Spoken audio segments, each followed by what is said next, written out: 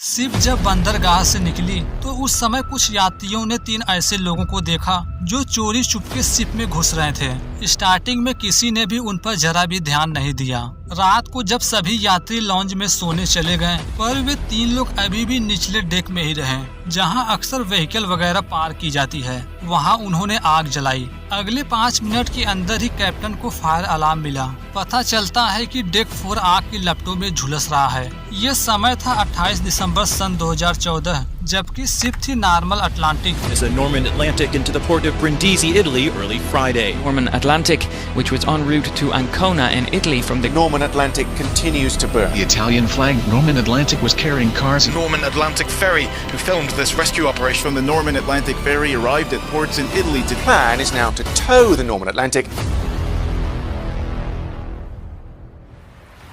Story की शुरुआत हुई आज से मात्र 10 साल पहले 27 दिसंबर सन 2014 को। ये प्लेस है देश ग्रीस का पेट्रस। यहाँ से एक शिप एमएस नॉर्मन अटलांटिक जाने वाली है एक लंबी यात्रा पर, जिसकी आखिरी डेस्टिनेशन होगी देश इटली की एनकोना। शिप की ये यात्रा लगभग 25 से 30 घंटे की होने वाली थी। फाइनली दोपहर की 1:50 पर शिप यहाँ से डिपार्ट हुई। शिप की लंबाई थी 186 मीटर, जबकि ये 44 किलोमीटर पर आवर की स्पीड से चलने में सक्षम है। इसमें थे टोटल 472 लोग, जिसमें 417 पैसेंजर तथा बाकी 55 क्रू मेंबर शामिल रहेंगे। टोटल लोगों में 3 इलीगल इमिग्रेंट भी शामिल थे, जिसके बारे में किसी को नहीं पता। ये तीनों चोरी चुपके शिप में घुस गए हैं। इसके अलावा 222 व्हीकल तथा 100 से ज्यादा ट्रक निचले डेक में लोडेड हैं। लगभग 3 घंटों की यात्रा के बाद शिप का एक छोटा सा स्टाफ था। यहाँ से निकलने के बाद तक सारी चीजें नॉर्मल थी, प्रॉब्लम की कोई बात नहीं। उस दिन छुट्टियों का समय था, इसलिए शिप में पर्याप्त यात्री हैं। शाम के 5 बजे तक शिप उथनोए आइलैंड को पार कर गया। आइलैंड से लगभग 61 किलोमीटर आगे बढ़ने के बाद समंदर में स्थिति खराब होने लगी। दक्षिण से पश्चिम की ओर हवाओं की स्पीड 100 किलोमीटर पर आवर तक पहुँच गयी। समय के साथ समुद्री तूफान भी बढ़ने लगा, पर इस तरह की तेज हवाओं तथा तूफान के लिए यह शिप डिजाइन नहीं किया गया है। कैप्टन को जैसे ही तूफान के बारे में पता चला, सभी परेशान होने लगे। इसी समय शिप में लियोनस नाम का एक शख्स भी है, जो अपना कार नीचे पार्क किया है। जैसा कि यह सफर 24 घंटे से ज्यादा का होगा, आराम या सोने के लिए उसे भी सीट की जरूरत थी। लॉन्ज में पहुंचा तो देखा वहां पहले से ही बहुत सारे लोग हैं, उसके लिए कोई सीट नहीं थी। इस तरह आराम करने के लिए अब एक ही जगह है, वह था डेक नंबर 4, जहां पर थी उसकी ट्रक। वह नीचे डेक नंबर 4 में गया, ट्रक के अंदर ही सोने का फैसला किया।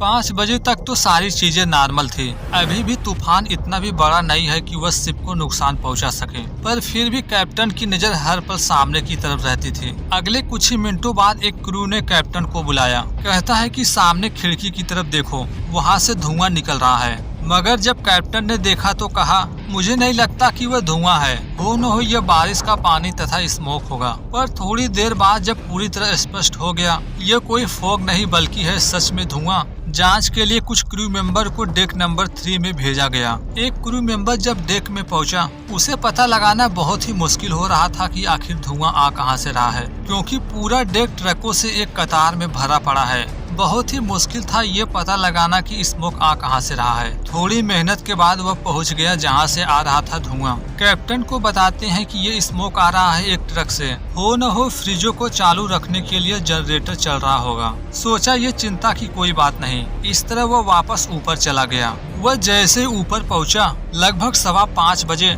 डेक नंबर 4 से एक फायर प्लेस अलार्म एक्टिवेट हो गया। केबिन से ही बाहर देखा गया तो पता चला आग भयानक रूप ले ली है। अचानक आग भड़क कैसे गई कुछ समझ में नहीं आ रहा था, क्योंकि अभी 5 मिनट पहले तो देखकर आए हैं, वहाँ सिर्फ नॉर्मल धुआं था। फिर इतनी आग लगी कैसे सच पता करते, पर इससे जरूरी है कि आग पर काबू पाया जाए। कैप्टन देरी किए बगैर ये खबर बाकी क्रू मेंबर तक पहुंचाई। बताते हैं कि 5 मिनट पहले एक ट्रक के रेफ्रिजरेटर यूनिट से धुआं निकल रहा था, हो न हो आग वहीं पर लगी होगी। जल्द से जल्द आग पर काबू पाया जाए। डेक नंबर 4 के पास ही एक फायर फाइटर क्रू था।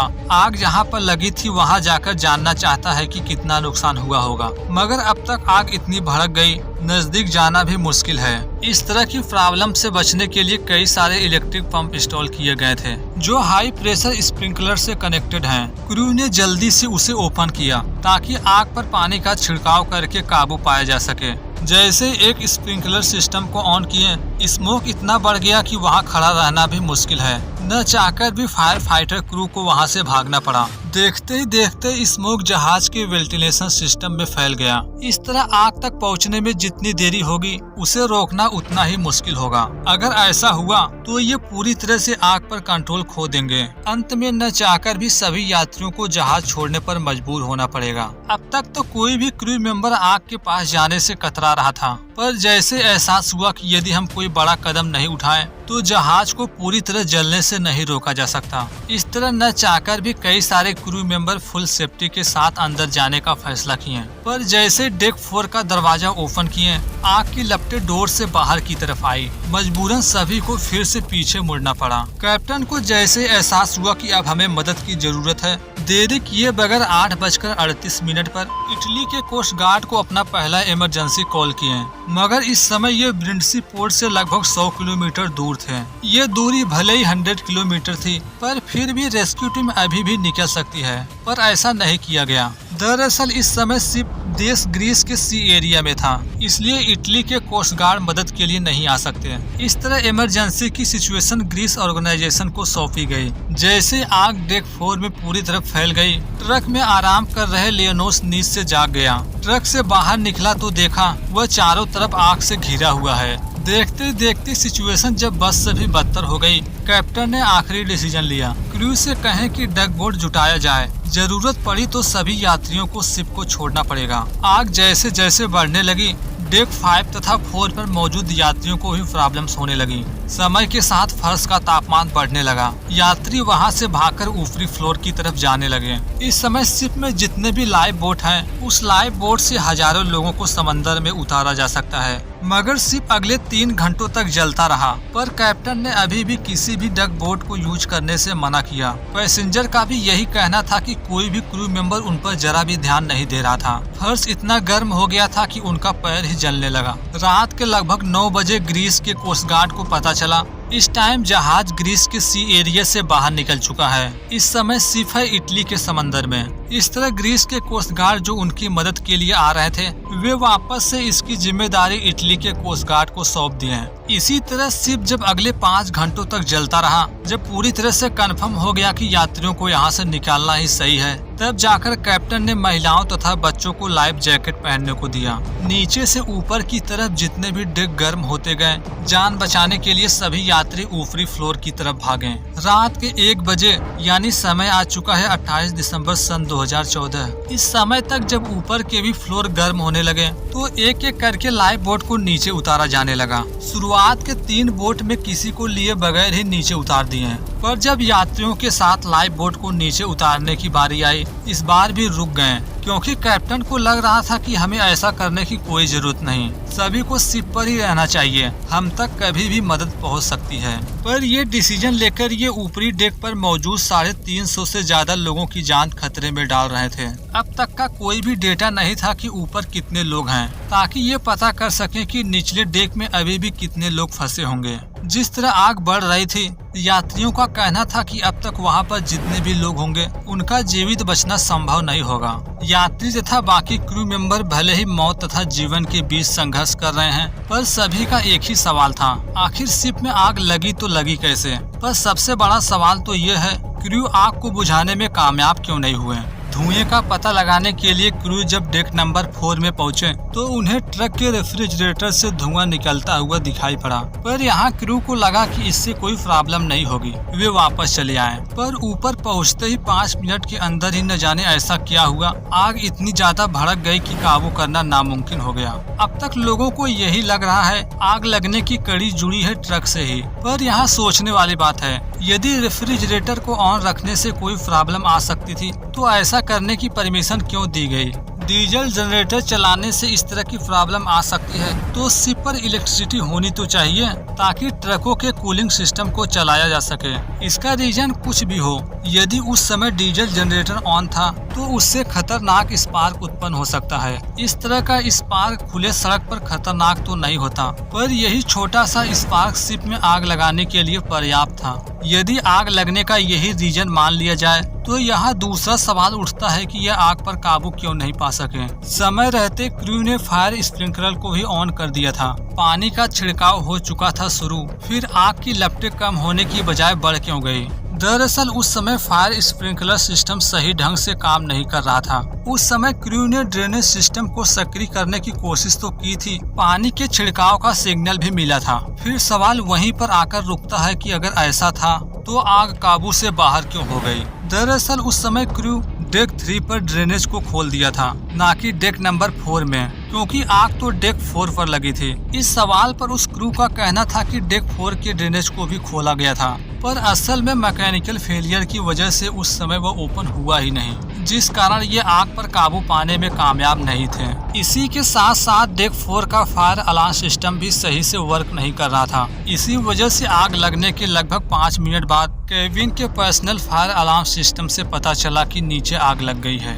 अब तक के डाटा से तो यही निष्कर्ष निकला, ये आग लगी है उस ट्रक के डीजल जनरेटर के स्पार्क की वजह से। पर ये सारे के सारे सबूत धरे के धरे तब रह जाते हैं जब पता चलता है कि उस ट्रक में मौजूद शख्स अभी भी जीवित है। वह जैसे तैसे बचकर पानी में कूद गया है। इस समय है एक लाइफ बोट पर। अगर सच में आग ट्रक के जनरेटर की वजह से ही लगी थी तो वह जीवित कैसे बचा। यदि इसका दूसरा पहलू देखा जाए कि आग ट्रक के जनरेटर की वजह से नहीं लगी तो फिर आग लगी तो लगी कैसे। ये सवाल उस समय तो सभी के जहन में था, पर जवाब किसी के पास नहीं। पर अभी सभी क्रू का इसी पर ध्यान है कि कैसे भी सभी यात्रियों को बचाया जाए। इसी तरह शिप पूरी रात आग की लपटों में जलता रहा। सुबह भी होने को आया।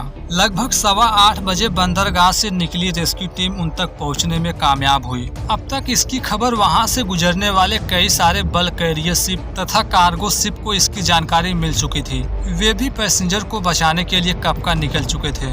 मगर जब सभी शिप तक पहुंचे, इन्होंने पाया आग अभी भी उसी तरह है। ऐसे कंडीशन में कोई भी दूसरी शिप उन्हें बचाने के लिए करीब नहीं जा सकती थी। अब इनके पास था एक आखिरी रास्ता, वह है कोस्ट गार्ड का हेलीकॉप्टर। जैसा कि बड़े शिप मदद के लिए तो नहीं जा सकते, पर छोटे फायर फाइटिंग डक बोट तो जा सकते थे। फायर फाइटिंग डक बोट से बचाना तो पॉसिबल नहीं था, मगर पानी के फव्वारों से आग बुझाने की कोशिश की गई। 11 बजे के करीब मिलिट्री चॉपर हेलीकॉप्टर भी आ पहुँचे। जितना जल्दी हो सका सभी यात्रियों को एक एक करके शिप से बाहर निकाला जाने लगा। दोपहर को 2:50 पर शिप से बाहर निकलने वाले आखिरी शख्स थे कैप्टन। इस तरह सभी पैसेंजर तथा क्रू को नजदीकी हॉस्पिटल में एडमिट कराया गया। साथ ही साथ इस शिप को भी यहाँ से खींचकर ले जाया गया बंदरगाह। जांच में पता चला कि इस हादसे में पूरे 12 लोग मारे गए थे। इसी के साथ 3 अफगान इलीगल इमिग्रेंट के बारे में भी पता चला, जो चोरी चुपके शिप के लॉरी में सवार थे।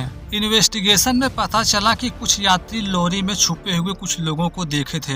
यही 3 अफगान इलीगल इमिग्रेंट थे। उन यात्रियों का कहना था कि उन्हीं लोगों ने ठंड से बचने के लिए आग जलाई थी, इसलिए शक इसी पर गया कि हो न हो आग लगने का रीजन यही है। पर जब उन 3 अफगान लोगों से यही सवाल किया गया, वे लोग साफ इनकार कर दिए। कहते हैं कि हमने आग तो जलाया था, पर हमारी वजह से शिप में आग नहीं लगी थी। इन्वेस्टिगेशन टीम जब शिप के माध्यम से सच जानने की कोशिश की तो इन्हें ऐसा कोई पुख्ता सबूत मिला ही नहीं जो ये प्रूव कर सके कि आग लगने का असल रीजन है क्या। अंत में यही डिसीजन लिया गया कि ट्रक के रेफ्रिजरेटर के ऑन होने की वजह से आग लगी। शिप के साथ जब यह हादसा हुआ, इसके मात्र 13 साल पहले एक कैदी जो पिछले 2 जेल से भाग चुका था, दोबारा से न भाग सके, इसके लिए एक ऐसे सुरक्षित जेल में लाया गया जहां से कोई नहीं भाग सका। पर यहाँ पर भी उसने जो कारनामा कर दिखाया, सभी के होश ही उड़ गए, जिसके बारे में बात की गई है इस वीडियो में। तब तक एंजॉय कीजिए, मिलते हैं जल्द ही। धन्यवाद।